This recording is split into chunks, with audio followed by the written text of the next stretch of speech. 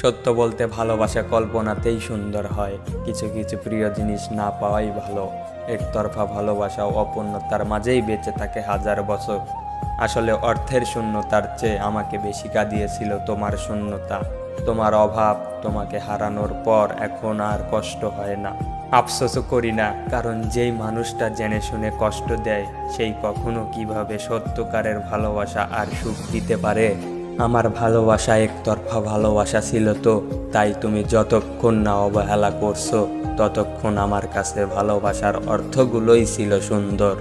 আর যখন থেকে তুমি অবহেলা করা শুরু করলে তখন আমার মনে হয়েছিল পৃথিবীটা আমার মাথার উপর ভেঙে পড়ছে, আমার পায়ের নিচ থেকে মাটি সরে যাচ্ছে, আমি শূন্যতায় ভাসছি, তুমি আমাকে শূন্যতায় ভাসিয়েছ।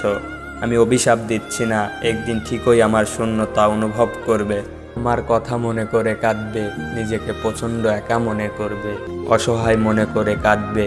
ওই যে ক্ষণিকের সুখের জন্য আমাকে ছেড়ে চলে গিয়েছিলে, কিন্তু মারাত্মকভাবে ঠকিয়ে গিয়ে আমি আজও সেই ঠকিয়ে যাওয়া মানুষটাকেই ভালোবাসি।